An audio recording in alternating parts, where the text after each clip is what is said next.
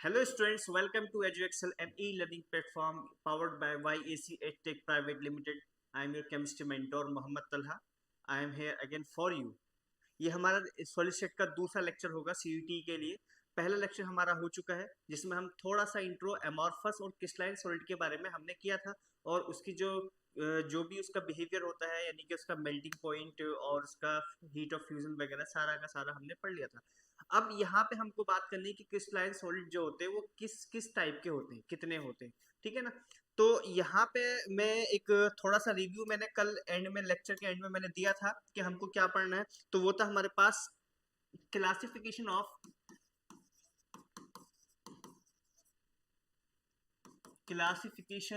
Of crystalline solids.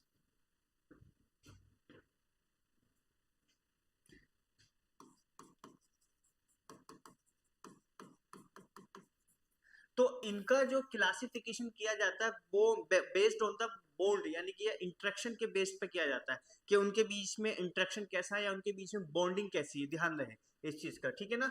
तो यहाँ पे जो क्लासिफिकेशन किया जाता है बेस्ड ऑन इंटरेक्शन,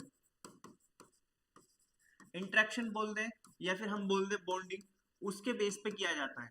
अब जो बॉन्डिंग होती है अगर हम बात करें तो जो बॉन्डिंग होती है वो हमारे पास तीन चार टाइप की होती है। नंबर वन हमारे पास होता है हमारे पास कोवेलेंट बॉन्ड,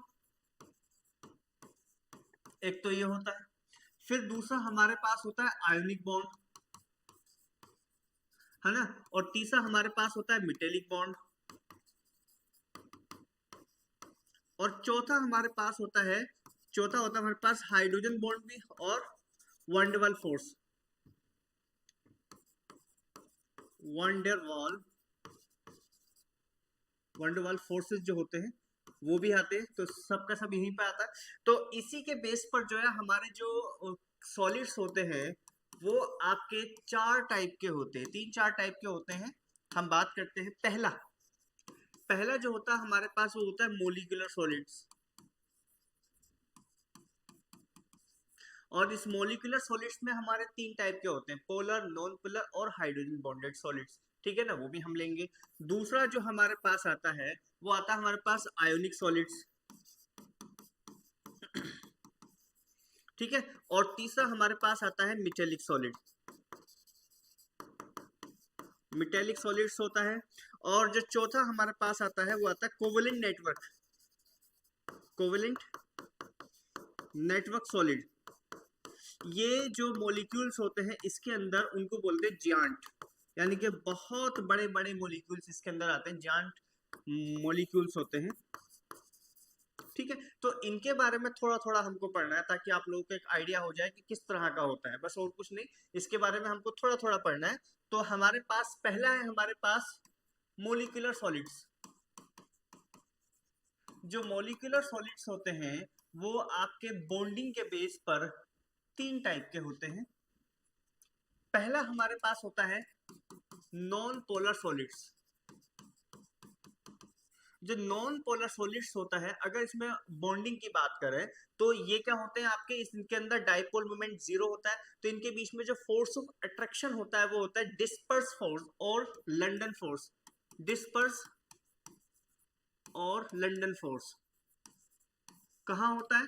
मोलिक्यूल्स या एटम्स के बीच में होता है, जो भी होता है, ठीक है ना। यानी कि अगर हम जैसे H2 है, O2 है, N2 है, F2 है या आपका CO2 है तो उनके बीच में जो होगा वो आपका ये वाला हमारा फोर्स होगा। और दूसरी चीज इनके अंदर जो बॉन्डिंग होती है वो कौन सी होती है? कोवेलेंट बॉन्डिंग होती है अगर हमारा मोलिक्यूल्स है तो। और अगर मोनो एटॉमिक है, अगर जैसे कि हीलियम, नियोन, आर्गन, इस तरह के अगर कोई सॉलिड फॉर्म में अगर है तो वो हमारे इस फॉर्म में, हाँ हमारा ये हो जाएगा, ठीक है ना। अब उसके बाद हमारा क्या आता है यहाँ पे, ये होते हैं हमारे इंसुलेटर। इंसुलेटर होते मतलब इलेक्ट्रिसिटी कंडक्ट ये नहीं करते। एग्जाम्पल के तौर पर अगर मैं बात करूं यहाँ पे जैसे कि H2, O2, F2, एक मिनट, मैं एक काम करता हूँ यहाँ पे मैं चलता हूँ, लेकिन जैसे कि CO2, H2, F2, आपको लगेगा सर ये तो आपके गैसेस फॉर्म में होते हैं। यस, गैसेस फॉर्म में होता है लेकिन सॉलिड फॉर्म में इनको रखा भी जाता है, ठीक है ना। सॉलिड फॉर्म में मिलते नहीं लेकिन सॉलिड फॉर्म में इनको कन्वर्ट किया जाता है। तो कोई भी चीज, किसी भी चीज को आप सॉलिड फॉर्म में कन्वर्ट कर सकते हैं। तो ये मत सोचना कि सर ने कि मैंने यहाँ पे CO2 लिखा तो CO2 क्या है कि ये तो गैसेस फॉर्म में होती है, H2 तो गैसेस फॉर्म में होती है, H2 गैसेस फॉर्म में होती है, यस गैसेस फॉर्म में होती है, लेकिन इसको सॉलिड फॉर्म में कन्वर्ट किया जाता है। जैसे हम इसको क्या बोलते हैं, इसको हम बोलते हैं ड्राई आइस। क्या बोलते हैं? ड्राई आइस भी बोलते हैं। तो आपको पता होना चाहिए कि जो गैस फॉर्म में उसको सॉलिड फॉर्म में कन्वर्ट किया जा सकता है, इवन लिक्विड फॉर्म में भी होती है ये चीजें, ठीक है ना। दूसरा हमारे पास आता है polar covalent, sorry polar solids.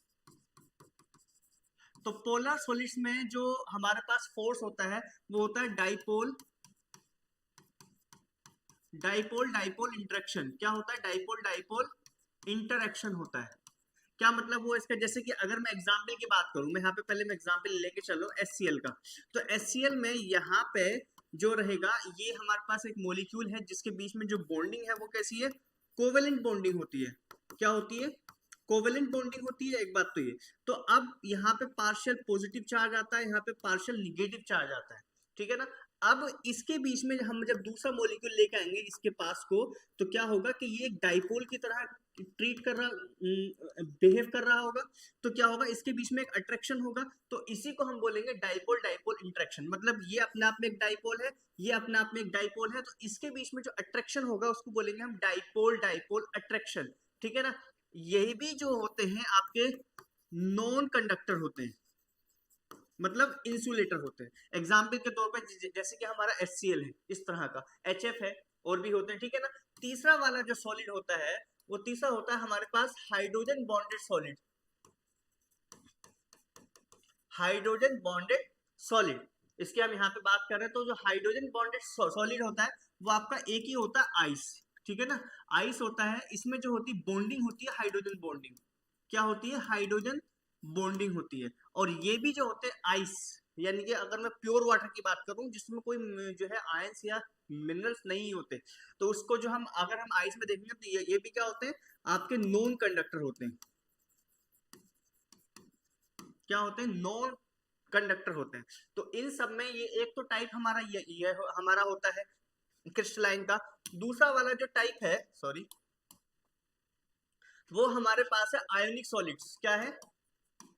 आपने शायद उतारा नहीं होगा, एक काम कर लें, आप इसको उतार लें, ठीक है। दूसरा होता है आयोनिक सॉलिड्स। तो जो आयोनिक सॉलिड्स होते हैं, एक बात तो इसमें जो फोर्स होता है, जो बॉन्ड होता है, वो होता है फोर्स, उसको हम बोलते हैं electrostatic force.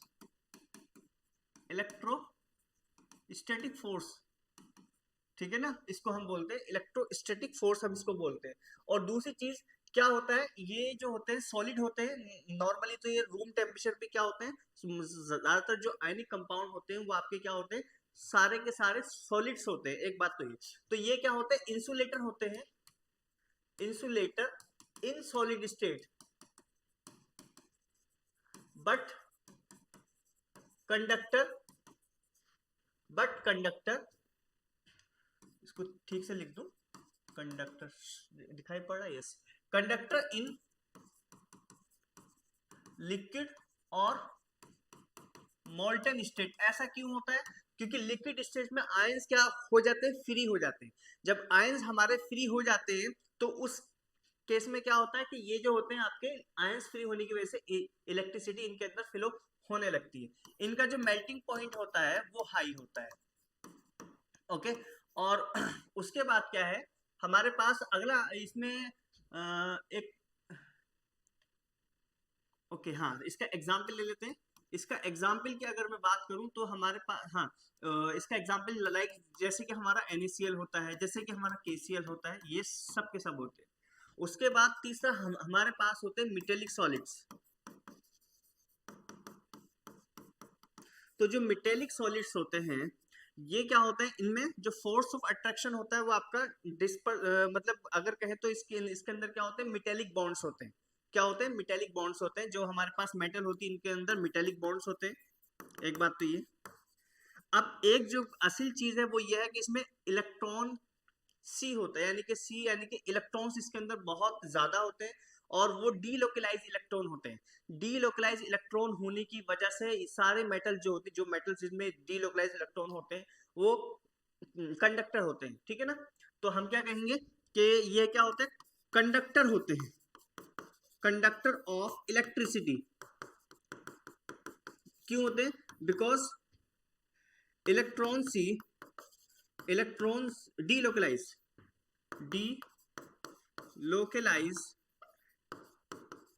Electron sea present, जिसकी वजह से क्या होता है, ये इनमें क्या होता है, इलेक्ट्रिसिटी फ्लो होने लगती है या फिर हीट भी फ्लो होने लगती है। इनका जो मेल्टिंग पॉइंट होता है वो हमारा हाईएस्ट या हाई होता है। एक तो चीज एग्जाम्पल के तौर पर हमारे पास कौन कौन से होते हैं, जैसे कि आयरन, और यहाँ पे जैसे कि निकिल, जैसे कि जिंक, ये सारे के सारे हमारे होते हैं, जितने भी हमारे पास मेटल्स होती है उसकी हम यहाँ पे बात कर रहे हैं। ठीक है जी, ये रहेगा। अब तीसरे के बाद हमारे पास चौथा आता है। चौथा, अगर हम चौथे की बात करें तो चौथा आता है हमारे पास नेटवर्क और कोवेलेंट सॉलिड। तो नेटवर्क और कोवेलेंट सॉलिड की अगर मैं बात करूं तो देखो, इसमें जो बॉन्डिंग होती है वो सिंपली कोवेलेंट बॉन्डिंग होती है, कोवेलेंट बॉन्ड होता है।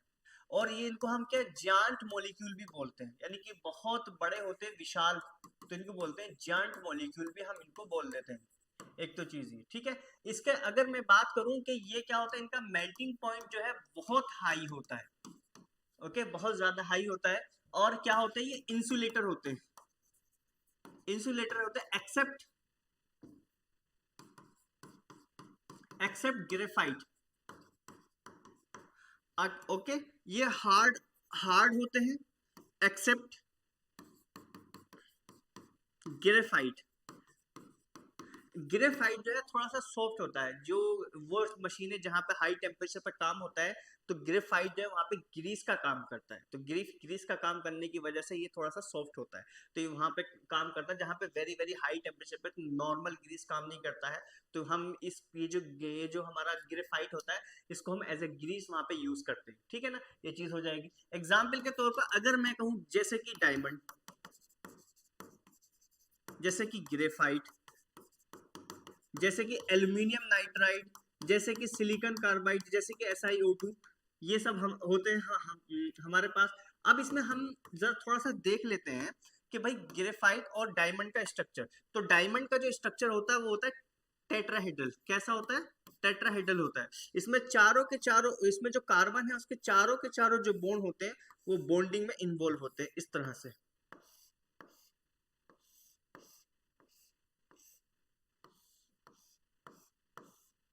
ये चीज होती है, ठीक है ना, यहाँ पे ये होता है इस तरह से। तो ये एक डायमंड का हमारे पास जो आता है स्ट्रक्चर बन के आता है, ये रहा डायमंड का टेट्राहेड्रल। अगर मैं ग्रेफाइट की बात करूं तो इसका जो स्ट्रक्चर होता है हेक्सागोनल होता है। मतलब कि हमारे पास शेप ले लेते हैं, कोई होगी इसमें 3D या 2D, 3D में कोई हो जाएगा, नहीं हो जाएगा, नहीं बन पाएगा, छोड़ो।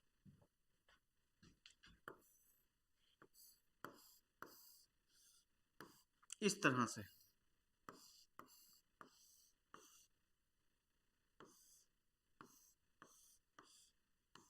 ये चीज होती है। इसको ना मैं यहां से उठा करके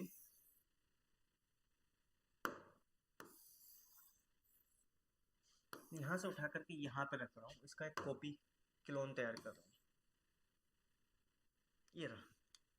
चलिए, इसमें क्या होता है, देखो फर्स्ट ऑफ ऑल तो एक चीज देखो आप लोग कि ये हमारा कार्बन होता है, ये सब क्या होते हैं, कार्बन होते हैं। ये सब क्या है हमारे पास, कार्ब शायद दिखाई नहीं पड़ रहा। दिखाई नहीं पड़ रहा, अब ठीक है।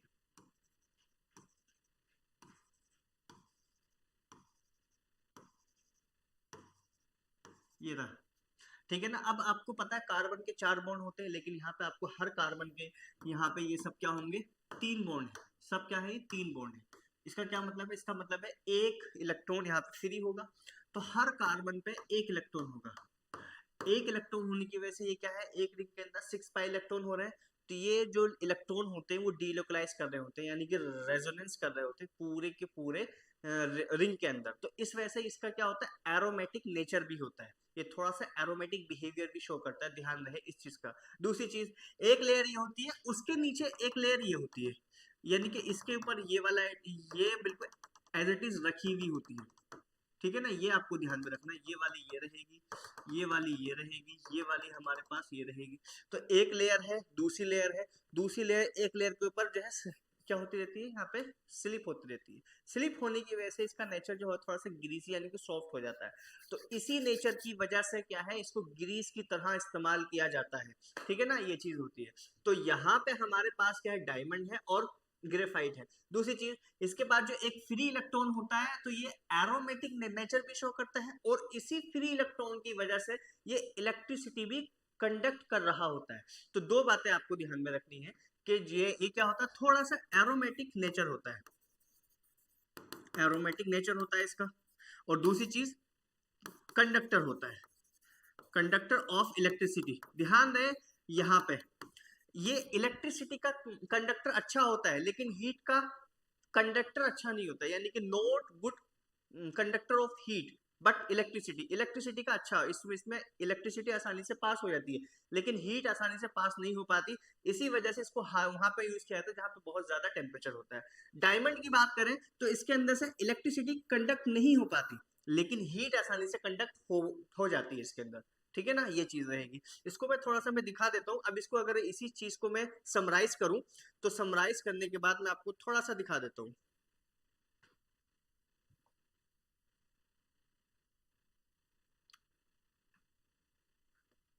ये देखिए, जो मैंने लिखा है इसको मैं एनसीईआरटी में मैं आपको दिखा रहा हूँ बिल्कुल शॉर्ट में, ताकि ये, और हाँ ध्यान रहे इनको क्या है, एज इट इज आपको याद करना जो इसके एग्जाम्पल्स है। देखो यहाँ पे ये आपका डायमंड शेप है इसकी,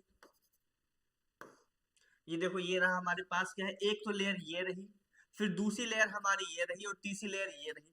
तो इसमें क्या आती है, एक लेयर दूसरी रेल के ऊपर जो है आपकी क्या होती रहती है, स्लिप होती रहती है। इस वजह से ये जो होता है, जो ग्रेफाइट होता है, ये आपका गुड, यहाँ पे बोलेंगे कि लुब्रिकेंट का बिहेवियर यहाँ पे शो करता है।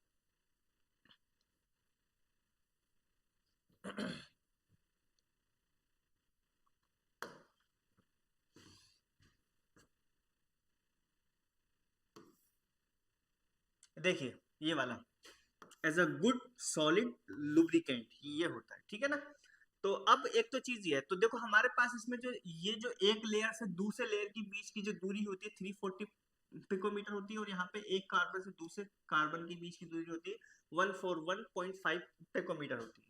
ओके, ये चीज है। अब ये जो मैंने चारों के चारों जो एग्जाम जो सॉलिड्स के बारे में लिखवाया है, ये यहाँ पर इन्होंने टेबल की फॉर्म में दिया हुआ है। तो आप इस चीज को यहाँ पे देख लो, मैं आपको दिखा रहा हूँ। शो हो रहा है ना, नहीं हो रहा, ठीक है, इसको इधर ले लेते हैं, अब हो जाएगा। तो देखो टाइप ऑफ सॉलिड की अगर मैं बात करूं, तो पहला हमारे पास है नॉन पोलर सॉलिड, ठीक है ना। और इस नॉन पोलर सॉलिड में, सॉरी, एक है हमारे पास मॉलिक्यूलर सॉलिड। इस मॉलिक्यूलर सॉलिड में पहला हमारे पास नॉन पोलर सॉलिड, फिर दूसरा है हमारे पास पोलर सॉलिड, और तीसरा हाइड्रोजन बॉन्डेड सॉलिड। ये सब के सब क्या होते हैं, मोलिक्यूल्स होते हैं। इसके अंदर जो फोर्स होता है, डिस्पर्स फोर्स होता है नॉन पोलर के अंदर। जो पोलर मॉलिक्यूल है इसके अंदर डाइपोल डाइपोल इंट्रैक्शन होता है, और जो हमारे पास हाइड्रोजन बॉन्डेड सॉलिड है उसके अंदर हाइड्रोजन बॉन्ड होता है, ठीक है ना। जैसे कि आर्गन, एक एग्जाम्पल है, जैसे हीलियम नियोन आर्गन, ये सब होती है। जैसे कि कार्बन टेट्राक्लोराइड ये होता है। जैसे कि हमारे पास हाइड्रोजन है, आयोडीन है, CO2 है, ये हमारे पास जो होते हैं, ये नॉन पोलर सॉलिड के एग्जाम्पल्स होते हैं ये वाले। और ये सॉफ्ट होते हैं, सॉफ्ट सॉलिड होते हैं, ध्यान दें, सॉफ्ट सॉलिड हम इनको बोलेंगे, ठीक है ना। अब इसमें इलेक्ट्रिसिटी की बात करें तो इलेक्ट्रिसिटी जो है इनके अंदर कंडक्ट नहीं हो पाती, ये इंसुलेटर होते हैं। मेल्टिंग पॉइंट की बात करें तो इनका मेल्टिंग पॉइंट बहुत बहुत लो होता है, ठीक है ना। अब ऐसे हमारे पास दूसरे होते हैं पोलर सॉलिड। तो पोलर सॉलिड की बात करें तो जो पोलर सॉलिड होते हैं उनके बीच में क्या होता है, डाइपोल डाइपोल इंट्रैक्शन होता है। मतलब एक जो पोलर होता है वो डाइपोल का बिहेव करता है, जो दूसरा पोलर होता है वो भी डाइपोल का बिहेवियर करता है, और उनके बीच में अट्रैक्शन होता है, इंट्रैक्शन होता है, उसको बोलते हैं डाइपोल डाइपोल इंट्रैक्शन। मतलब जैसे एग्जांपल ले लूं, जैसे HCl है, तो HCl लिया और दूसरा HCl लिया, तो इसके ये अपने आप में एक डाइपोल का बिहेव करेगा और ये अपने आप में एक डाइपोल का बिहेव कर रहा होगा। तो इसके बीच में जो होगा इसको हम क्या बोलेंगे, डाइपोल डाइपोल इंटरेक्शन बोलेंगे। ध्यान रहे इस चीज का, ठीक है ना। ये हमारे पास में ये भी सॉफ्ट होता है, ये भी हमारा क्या होता है, इंसुलेटर होता है, लेकिन इसका टेम्परेचर जो है लो होता है। ओके हमारे पास हाइड्रोजन बॉन्डेड जो सॉलिड होते हैं उसके बीच में हाइड्रोजन बॉन्डिंग होती है, जैसे कि आइस का है हमारे पास, ये हार्ड होते हैं, इंसुलेटर होते हैं, इनका जो मेल्टिंग पॉइंट होता है लो होता है, ठीक है। अब आते हैं हमारे पास आयोनिक सॉलिड्स। तो आयोनिक सॉलिड्स में क्या होते हैं, जो जो पार्टिकल्स होते हैं वो आयंस होते हैं, सबके सब कैटायन और एनायन, कैटायन और एनायन ये होते हैं हमारे सारे के सारे। इसमें जो होता है वो कोलम्बिक इंटरेक्शन बोलते हैं या इलेक्ट्रोस्टैटिक इंटरेक्शन उसको बोलते हैं, ये हमारे पास होता है, ठीक है। इसके एग्जांपल जैसे कि NaCl, magnesium oxide, zinc sulphide, calcium CF2 यानी कि कैल्शियम फ्लोराइड होता है, कैल्शियम क्लोराइड, ये सब होते हैं। ओके अब हमारे हार्ड और ब्रिटिल होते हैं, मतलब हार्ड भी होते हैं और ब्रिटिल। ब्रिटिल का मतलब अगर आप हथौड़े से इसको तोड़ोगे तो खील खील हो जाएगा, उसको बोलते हैं ब्रिटिल, ये चीज होती है। और हमारे पास क्या होते हैं, इंसुलेटर होते हैं सॉलिड स्टेट में, बट कंडक्ट इन मोल्टन और लिक्विड स्टेट या एक्वस स्टेट में ये मोल्ट जो है इलेक्ट्रिसिटी को कंडक्ट करते हैं। क्यों? क्योंकि लिक्विड या मोल्टन स्टेट में क्या है, इनके आयंस फ्री हो जाते हैं, जिसकी वजह से वो मूव करने लगते हैं और उसकी वजह से फिर क्या होता है, इलेक्ट्रिसिटी फ्लो होने लगती है, ठीक है जी। इनका जो मेल्टिंग पॉइंट होता है वो हाई होता है। आगे हमारे पास है मेटेलिक सॉलिड्स। तो इसमें positive ion in a sea of delocalise electron, जैसे एटम होता है, तो एटम का जो पॉजिटिव आयन होता है, यानी कि जो पॉजिटिव चार्ज जब बनता है तो उसका इलेक्ट्रॉन आया था बाहर को, तो उस इलेक्ट्रॉन्स के चारों जो पॉजिटिव आयन होता है उसके अंदर उसके चारों ओर जो होते हैं इलेक्ट्रॉन डीलोकलाइज हो रहे होते हैं।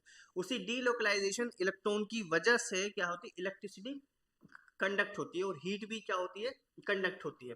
तो जो मेटेलिक सॉलिड्स होते हैं वो क्या होते हैं, आपके conductor in solid state as well as in molten state. Iron, copper, silver, magnesium, ये इनकी क्या है, इनके क्या होते हैं, एग्जाम्पल्स होते हैं। ये हार्ड होते हैं लेकिन मेलेबल होते हैं और डक्टाइल होते हैं, यानी इनको पीट सकते हैं, इनके वायरिंग भी हम कर सकते हैं, ऐसे कुछ होते हैं मेटल। और इसकी जो मेल्टिंग पॉइंट होता है वो बहुत ज्यादा हाई होता है, ठीक है ना, ये चीज होगा। अगर हम कोवेलेंट की बात करें, कोवेलेंट और नेटवर्क सॉलिड की अगर बात करते हैं, ये रहा। तो जैसे कोवेलेंट और नेटवर्क सॉलिड में हमारे एटम्स होते हैं, इसके अंदर कोवेलेंट बॉन्डिंग होती है, जैसे कि SiO2 यानी कि क्वार्ट्स होता है, सिलिकॉन कार्बाइड होती है, यानी कि एक कार्बन ये है एक कार्बन ये है। ये वाला कार्बन जो कि डायमंड की फॉर्म में होता है, एक होता है एल्यूमिनियम नाइट्राइड, और ये वाला कार्बन हमारा होता है एज अ ग्रेफाइट। अगर नहीं हो रहा तो आप NCERT solid state class 12 part 1 नाम से डाउनलोड कर लेना, और उसमें ये पूरी की पूरी टेबल दी हुई है, आप इसको याद कर लेना अच्छे से। ये हार्ड होते हैं, लेकिन जो ग्रेफाइट है ये आपका सॉफ्ट होता है। इंसुलेटर होते हैं सबके सब, लेकिन ये जो ग्रेफाइट है वो आपका एक एक्सेप्शन है जो कि कंडक्टर होता है। ये सब मैं बता चुका हूँ। इनका जो टेम्परेचर होता है वेरी वेरी हाई होता है, ठीक है ना। एक तो चीज ये, दूसरी चीज ये है कि आपको ध्यान रखना है NCERT के इन टेक्स्ट बहुत ज्यादा इंपॉर्टेंट होते हैं। जैसे कि हमारे पास है कि classify the following solid in different categories based on nature of the intermolecular forces operating between them। पहला हमारे पास है पोटेशियम सल्फेट, पहला हमारे पास है पोटेशियम सल्फेट, फिर हमारे पास टीन, फिर हमारे benzene, urea, ammonia, water, zinc, इस तरह के। फिर दूसरा हमारे पास है solid A is very hard electrical insulator in solid as well as molten state and melt at extremely high temperature. What type of solid it is. तो ठीक है ना, ये आपको सारे के सारे सॉल्व करने हैं। जब ये लेक्चर कंप्लीट हो जाएगा तो मैं इस NCERT के सारे एग्जाम इन टेक्स्ट वगैरह और एग्जाम्पल्स वगैरह और क्या बोलते हैं एक्सरसाइज वगैरह मैं सबका सब लूंगा उसमें, ठीक है ना। लेकिन ये वाली जो है थ्योरेटिकल है, इसको आप कर लेना, जहाँ पे न्यूमेरिकल वाला पार्ट आएगा उसको मैं करवाता रहूंगा। ओके ये तो ये हो गया हमारे पास। अब हमारे पास दूसरा है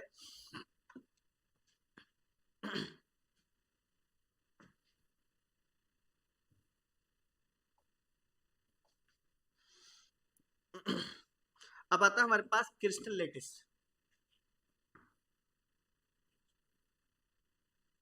चलिए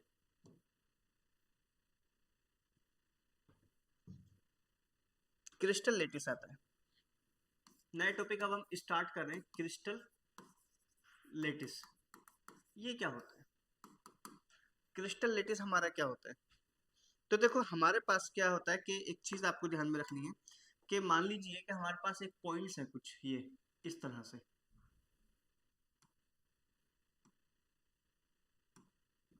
ओके, और फिर हमारे पास एक पॉइंट्स इस तरह से है, फिर हमारे पास पॉइंट्स इस तरह से, ठीक है। अगेन इसी को अगर मैं ले लेता हूँ फिर से और मैं कॉपी कर लूँ तो हमारे पास ये आ जाएगा इस तरह से। चलिए ठीक है ना, ये रहा। अब हम इसको अगर मैच करते हैं, इसको अगर मैं मिलाऊं इस तरह से, ये चीज है। यहाँ पे क्या है, एक हेक्सागन शेप हमारी बन के आएगी। ये हमारे पास क्या है, एक हेक्सागन शेप हमारी जो है बन के आ जाएगी। अब होता क्या है इसी में कि जो आपके जो पॉइंट्स हैं, ये आपके जो पॉइंट्स हैं हमारे, इसको बोलते हैं हम लेटिस पॉइंट। हम क्या बोलते हैं इनको, लेटिस पॉइंट बोलते हैं। दिखाई नहीं दे रहा कि नहीं दिखाई। ठीक है।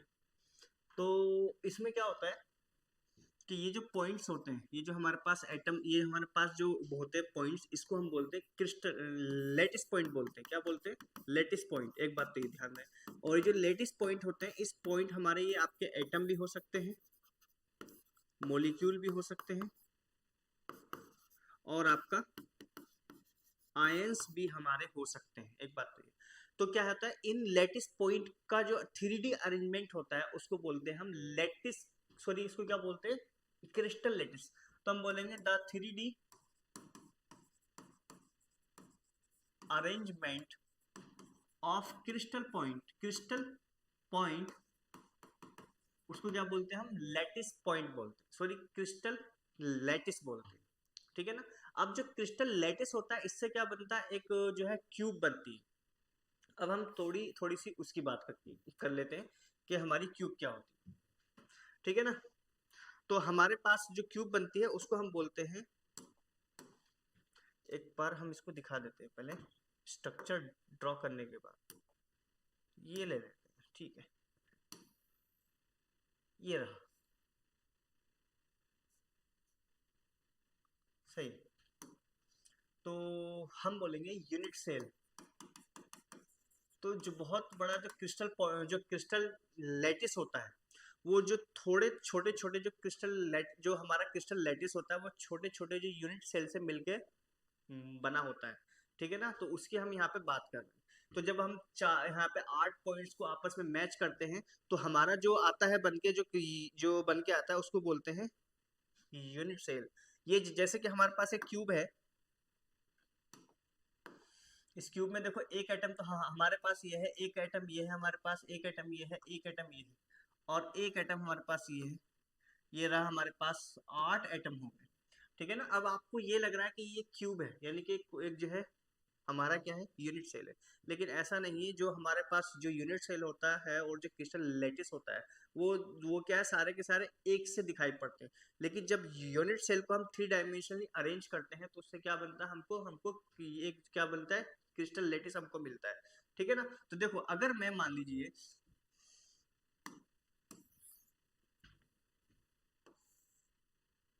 ऐसे ले लेता हूँ हल्का सा, ठीक है। देखो अगर मैं एक लाइन यहाँ पे खींच देता हूँ, ये रहा, और मैं इसको यहाँ से ले लेता हूँ इस तरह से,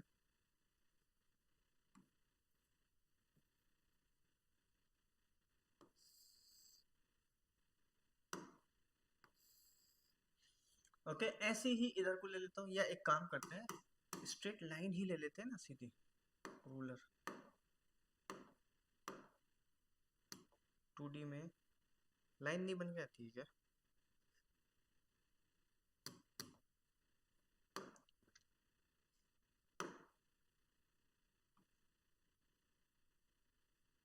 ये तो नहीं आ रहा,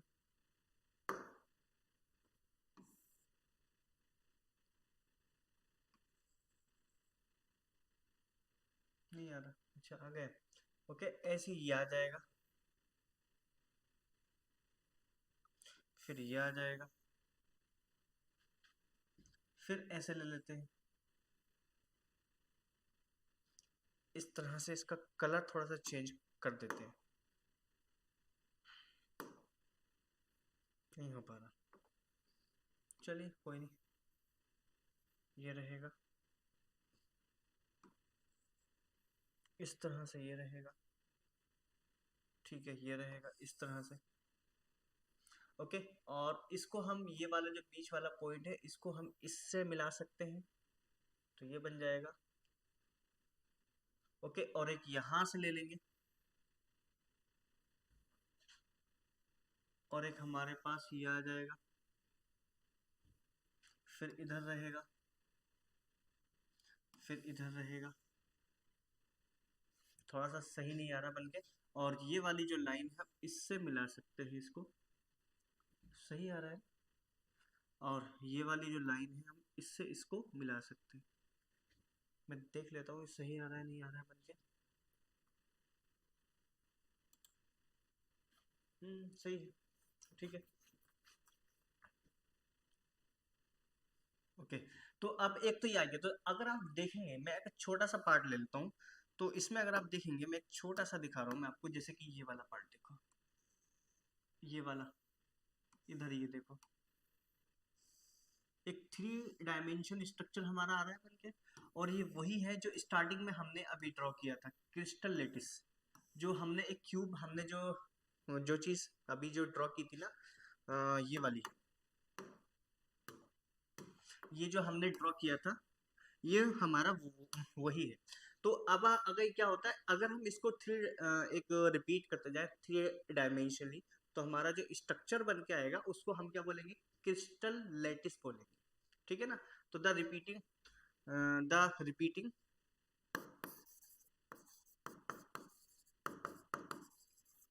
of small portion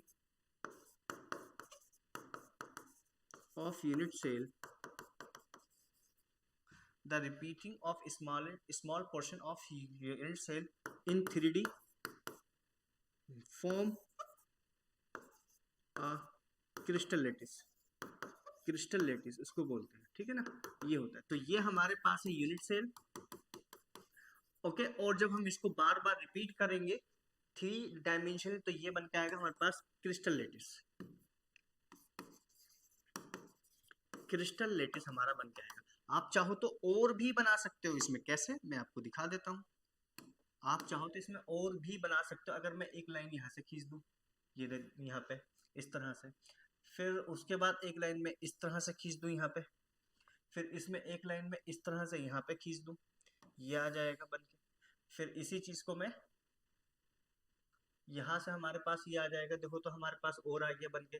फिर एक और ले लेते हैं, इस तरह से ये रहेगा, इस तरह से ले लेते हैं ये वाला, ये रहेगा, ये जो बन के आ रहा है। तो एक ही में हम अगर छोटे छोटे जो है क्रिस्टल, जो हमारी यूनिट सेल है, इनको अगर हम रिपीट करते जाएंगे, तो हमारा जो नया क्रिस्टल बन के आएगा उसको जो बोलेंगे, तो हमारा जो नया लेटिस बन के आएगा उसको बोलेंगे क्रिस्टल लेटिस, ठीक है ना।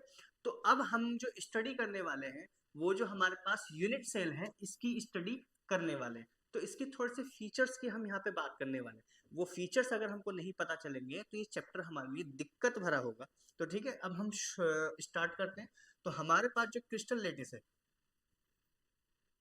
ये, सॉरी ओके, अब इसमें आपको ध्यान देना है कि ये वाली जो एक्सिस है, ये हमारे पास एक्सिस है वाई, ये वाली जो एक्सिस होती है, ये एक्सिस है हमारे पास एक्स, और ये जो एक्सिस है ये एक्सिस होती है जेड। रिमेंबर दिस पॉइंट, हमारे पास एक्स वाई और जेड, ये तीन हमारे पास क्या होती है, एक्सिस होते हैं। तो ये वाला जो ये जो होती है लाइन, ये वाली लाइन, इसको हम बोलते हैं ए, ये जो लाइन होती है इसको बोलते हैं बी, और ये जो लाइन होती है इसको बोलते हैं सी, ठीक है ना। यहाँ पे जो एंगल होता है ए और सी के बीच में, जो एंगल होता है उसको बोलते हैं अल्फा, और ए और सॉरी बी और सी के बीच में, ध्यान दें, बी और सी के बीच में जो एंगल होता है इसको बोलते हैं अल्फा, और ए और सी के बीच में जो एंगल होता है इसको बोलते हैं बीटा, और इसके बीच में जो एंगल होता है इसको बोलते हैं हम गामा। ये आपको ध्यान में रखना, एक बात तो ये, ठीक है ना। ये आपका साइन कन्वेंशन है जो हमने नहीं दिया, बल्कि एनसीईआरटी का दिया हुआ है, आपको यही चीज करनी है, ठीक है। एक तो चीज है, अब दूसरी चीज क्या होती है, दूसरी चीज ये है कि इसके अंदर अगर हम बात करें नंबर ऑफ कॉर्नर हमारे पास कितने होंगे, तो नंबर ऑफ कॉर्नर की बात करें तो देखो अगर मैं यहाँ पे लिख दूं फीचर